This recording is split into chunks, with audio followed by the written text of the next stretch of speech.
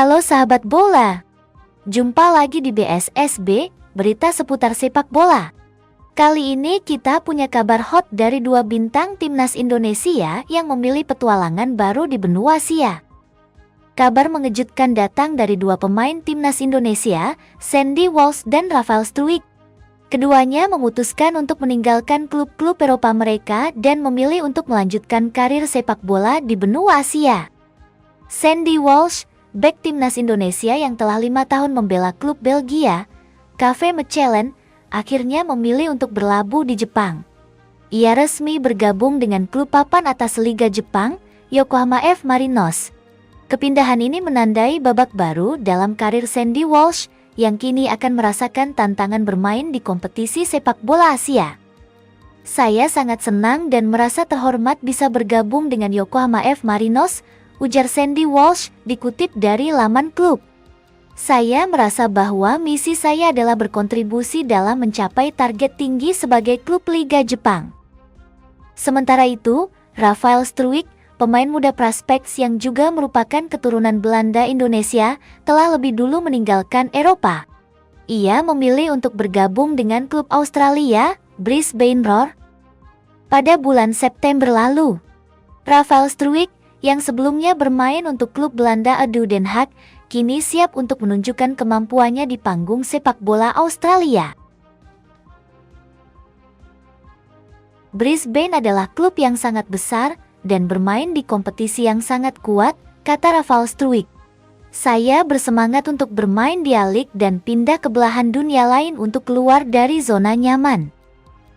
Kepindahan Sandy Walsh dan Rafael Struijk ini tentu saja menjadi perhatian para pecinta sepak bola Indonesia. Banyak yang menilai bahwa ini adalah langkah yang berani dan menarik dari kedua pemain.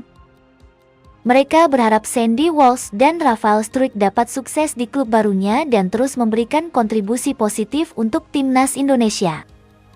Apa yang membuat mereka memilih Asia? Sandy Walsh, yang kehilangan tempat utama di KV Mechelen musim ini, mungkin mencari tantangan baru dan kesempatan bermain lebih banyak di Jepang.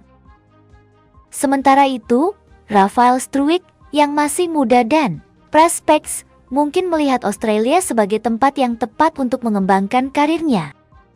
Baik Sandy Walsh maupun Rafael Struijk, keduanya akan menghadapi tantangan baru di benua Asia. Mereka harus beradaptasi dengan gaya bermain, budaya, dan lingkungan yang berbeda. Namun, dengan talenta dan semangat juang yang mereka miliki, keduanya diharapkan dapat meraih kesuksesan di klub barunya. Kepindahan Sandy Walsh dan Rafael Struijk ke Asia juga menjadi sinyal positif bagi timnas Indonesia. Dengan semakin banyaknya pemain yang bermain di luar negeri, diharapkan kualitas timnas Indonesia akan semakin meningkat di masa depan. Kita tunggu saja bagaimana perjalanan karir Sandy Walsh dan Rafael Struijk di benua Asia. Semoga mereka dapat memberikan yang terbaik untuk klubnya dan juga untuk timnas Indonesia. Dan inilah beberapa tanggapan dari netizen dan pengamat sepak bola Indonesia. Mari kita saksikan tanggapan dari mereka.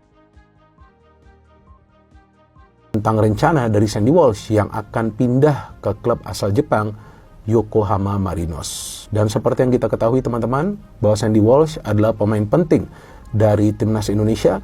Bahkan di pertandingan terakhir dari timnas Indonesia di babak kualifikasi Piala Dunia tahun 2026, zona Asia round 3 lawan Arab Saudi, Sandy Walsh bahkan menjadi starter walaupun tidak bermain sampai pertandingan selesai karena digantikan dengan Yakob Sayuri.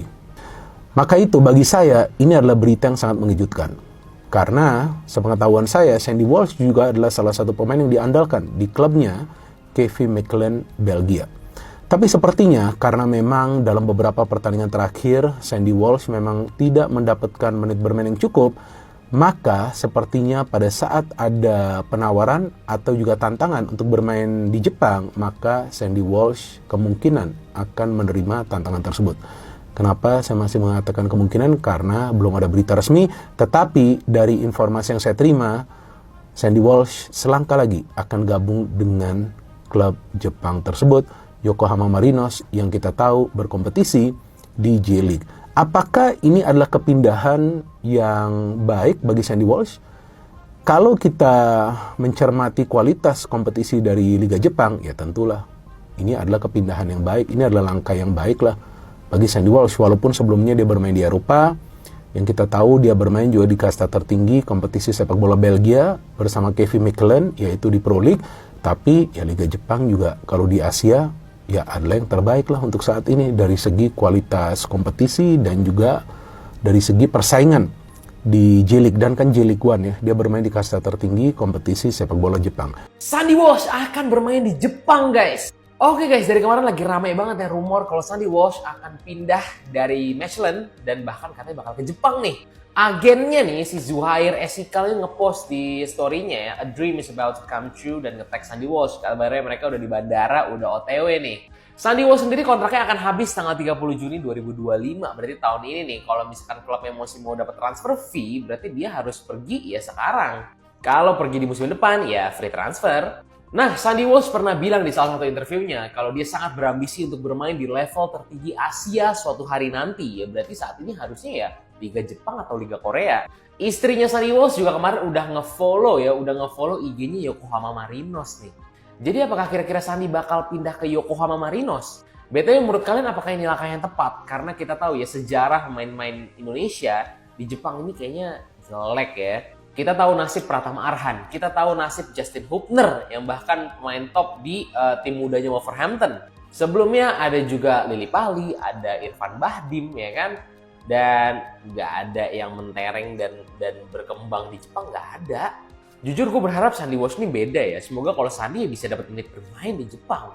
Secara kualitas Sandy masih ada banget dan bahkan menurut gue masih bisa bermain di Eropa. Nah, kalau gitu ya berarti di Jepang harusnya masih bisa dong.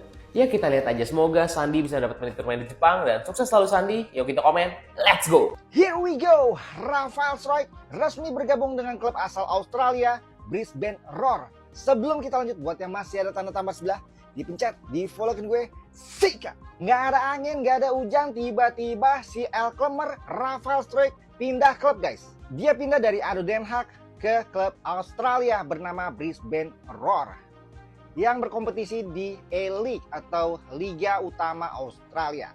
Di website resmi Brisbane Roar diumumkan bahwa Brisbane berhasil mendapatkan Rafael dengan free transfer. Sekedar informasi, Brisbane Roar salah satu pemilik sahamnya adalah Bakri Group guys. Asumsi gue, ini merupakan bentuk kepedulian dari PSSI atau Pak Erick Thohir sebagai ketua umum yang beberapa waktu lalu sempat membuat komitmen bahwa akan membantu pemain timnas Indonesia untuk berkembang, untuk memberi kesempatan bermain di klub-klub yang dimiliki oleh pengusaha asal Indonesia. Setelah sebelumnya Ragnar Oratmangun bermain di AFC Dender dan Marcelino Ferdinand yang bermain di Oxford United, sekarang giliran Rafael Struijk yang bermain di Liga Australia. Ya seperti kita tahu juga Rafael Struijk sebetulnya sering mendapatkan menit bermain di ADO Den Haag, tapi sulit sekali menembus tim senior. Dan terakhir dia bermain 3 pekan bersama ADO Den Haag U21. Dan musim ini A-League akan dimulai bulan Oktober nanti guys. Ya semoga aja Rafael Struijk tidak ada masalah dengan adaptasi dan mampu menembus tim utama di Brisbane Roar. Komentarnya sikat! Gue kira jadinya ke Urawa Reds, ternyata tempat berlabuhnya Walsh Dung Dung itu adalah ke Yokohama F Marinos. Dan deal ya berarti ya, Sandy Walsh ke Liga Jepang. Buat lo yang belum tahu, Yokohama Marinos ini adalah salah satu tim besar atau tim raksasa di Liga Jepang. Ini seingat gue ya boy, bisa jadi salah nih, gue gak ngecek di mana-mana nih. Kalau nggak salah ini adalah timnya Teraton Bunmatan juga dulu, salah satu pemain timnas Thailand ya, yang bek kirinya yang salah satu pemain penting lah, sekarang main di BG Patum kalau nggak salah. Pertanyaannya, apakah Walsh Dung Dung bakal dimainkan atau cuma menjadi marketing doang? Ini opini pribadi nih boy. Menurut gue harusnya Walsh akan dimainin pasti, karena status dia datang ke sana adalah sebagai mantan pemain Liga Belgia, salah satu liga besar di Eropa. Walaupun nggak masuk top 5 liga ya nggak bisa kita samain lah sama El Notengs ya Hubner, sama El Bucin, Arhan, nggak bisa disamain boy, levelnya beda. Hubner datang ke sana sebagai pemain Wolves U21, pemain tim muda, beda ya. Kalau Walsh adalah pemain tim senior di Kevin McLean. Ya semoga Walsh Dung Dung bisa dapat menit main banyak di sana, karena ya mau gimana pun dengan datangnya Kevin Dix, ya Walsh akan lebih sering di bangku cadangan menurut gua. Menurut kalian gimana boy dengan transfer dari Walsh ke Yokohama Marinos ini? Tulis di bawah. Thank you brother, jangan lupa di follow untuk update mas selanjutnya. Bye. Rafael Struijk akhirnya bergabung dengan Brisbane Roar, klub Liga Australia, dan memang pemilik saham dari Brisbane ini adalah orang Indonesia. Dan sejarahnya juga ada beberapa pemain Indonesia yang pernah bermain untuk Brisbane Roar atau yang berhubungan dengan Indonesia. Contohnya Sinteyong itu pernah juga bermain untuk Brisbane Roar. Terus ada Sergio Van Dijk itu juga pernah. Ya menurut gue sih ya kalau dibilang penurunan dibandingkan ada Den Haag, iya penurunan karena ini bermain di di Liga Australia, di Liga Asia. Tapi that's okay. Yang terpenting adalah Rafael Struijk harus dapat jam bermain. Lalu juga dia harus membuktikan bahwa dia bisa perform dengan baik. Dia mampu berkembang di Liga Australia. Ya supaya nanti ada klub dari Eropa yang akan bisa mendatangkan Rafael Struijk lagi. Ya itu yang harus dibuktikan oleh Rafael Struijk. Jadi it's okay ke Liga Australia, buktikan di sana, main, dapat jam terbang dan perform dengan baik. Oke, kalau enggak ya bisa berdampak ke posisinya di timnas juga. Karena di timnas nanti juga akan ada beberapa pemain terutama di posisi Rafael Struijk, yaitu striker yang akan bergabung kembali. Nah itu akan membuat kalau Rafael Struijk tidak bisa perform dan tidak bisa berkembang dengan baik, maka dia bisa saja digeser. Ya, segitu dulu. Kita tunggu saja bagaimana perjalanan karir Sandy Walsh dan Rafael Struijk di benua Asia.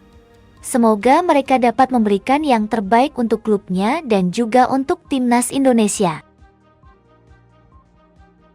Oke, lanjut ke berita selanjutnya. Kabar mengejutkan datang dari bek kanan Brighton, Joel Veltman. Pemain berusia 33 tahun ini baru-baru ini mengungkapkan bahwa ia memiliki darah Indonesia dan memiliki keinginan untuk membela timnas Garuda melalui proses naturalisasi. Joel Veltman, yang memiliki karier yang gemilang di dunia sepak bola, mulai dari Akademi Ajax hingga menjadi andalan di Brighton, menunjukkan dedikasi dan bakat yang luar biasa di lapangan hijau. Joel Veltman memulai karier profesionalnya di Ajax Amsterdam, tempat ia dibesarkan. Selama 8 tahun berseragam Ajax, ia tidak hanya menjadi bagian dari tim, tetapi juga meraih berbagai prestasi yang membanggakan. 3 gelar Eredivisie, 1 KNVB Cup, dan 2 Johan Cruyff Shield berhasil ia raih. Ia pun turut membawa Ajax ke final Liga Eropa 2017, sebuah pencapaian yang sangat berarti bagi karirnya. Pada tahun 2020, Joel Veltman mengambil langkah besar dengan bergabung bersama Brighton di Premier League. Di klub ini, ia menjadi pemain kunci dan telah tampil lebih dari 30 kali setiap musimnya. Salah satu pencapaian terbaik Veltman di Brighton adalah saat klub ini finish di posisi ke-6 klasemen akhir Premier League. Selain itu, ia juga berkontribusi membawa Brighton mencapai semifinal Piala FA pada musim 2022-2023. Joel Veltman juga memiliki perjalanan menarik di level internasional bersama timnas Belanda. Ia telah mengoleksi 28 caps dan mencetak 2 gol sejak debutnya pada November tahun 2013. Veltman turut berpartisipasi dalam Piala Dunia 2014 dan Euro 2020, menambah pengalaman berharga di panggung internasional.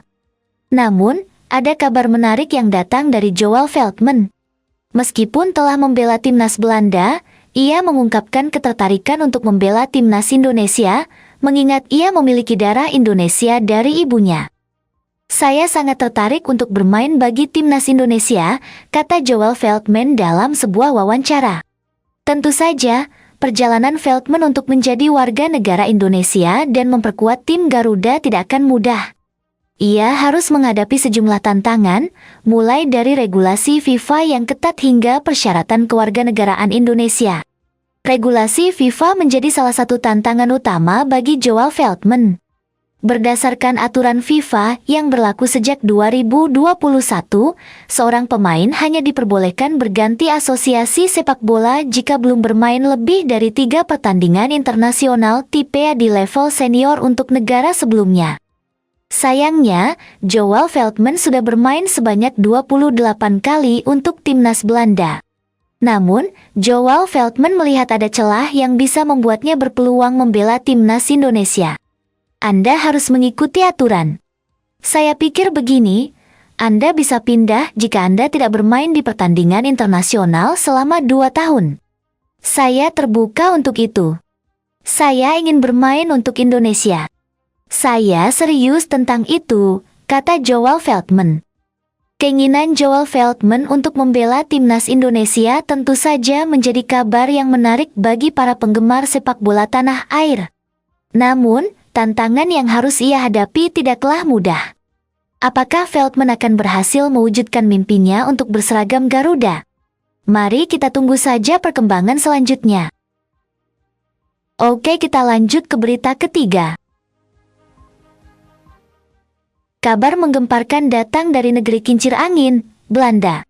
Bek muda berbakat milik Go Ahead Eagles, Dean James, baru saja membuat pernyataan yang membuat para pendukung timnas Indonesia bersorak gembira. Ia secara terbuka menyatakan ketertarikannya untuk memperkuat skuad Garuda di masa depan. Saya terbuka untuk bermain bagi tim nasional Indonesia. Saya rasa saya harus fokus pada Go Ahead terlebih dulu, baru kita lihat apakah saya dipanggil atau tidak, ujar James, memberikan sinyal kuat akan kesediaannya membela merah putih. Tentu saja, pernyataan ini menjadi angin segar bagi timnas Indonesia yang tengah gencar mencari pemain-pemain berkualitas untuk memperkuat lini belakang. Dean James, dengan usia yang masih muda dan potensi yang besar, bisa menjadi aset berharga bagi skuad Garuda di masa depan. Dean James sendiri merupakan pemain yang memiliki posisi sebagai bek. Ia dikenal memiliki kemampuan yang mumpuni dalam bertahan maupun menyerang. Kehadirannya di lini belakang timnas Indonesia tentu akan memberikan warna baru dan meningkatkan kualitas pertahanan tim. Namun, untuk dapat berseragam merah putih, Dean James harus melalui proses naturalisasi terlebih dahulu. Proses ini tentu membutuhkan waktu dan efforts. Namun, dengan adanya keinginan yang kuat dari sang pemain, bukan tidak mungkin proses naturalisasi ini akan berjalan lancar. Jika Dean James benar-benar bergabung dengan timnas Indonesia, ia akan menjadi tambahan amunisi yang sangat berharga. Ia dapat menjadi pilihan utama di lini belakang dan memberikan persaingan yang sehat bagi pemain-pemain yang sudah ada. Mari kita tunggu saja perkembangan selanjutnya mengenai ketertarikan Dean James untuk memperkuat timnas Indonesia. Apakah ia akan benar-benar menjadi bagian dari skuad Garuda di masa depan? Waktu yang akan menjawab. Mari kita tunggu saja perkembangan selanjutnya mengenai ketertarikan Dean James untuk memperkuat timnas Indonesia. Apakah ia akan benar-benar menjadi bagian dari skuad Garuda di masa depan? Waktu yang akan menjawab. Itulah beberapa berita hari ini. Jangan lupa untuk subscribe channel ini ya, biar aku semangat untuk memberikan berita-berita tentang sepak bola khususnya timnas Indonesia. Jangan lupa untuk like, komen, dan share videonya. Sampai jumpa di video selanjutnya.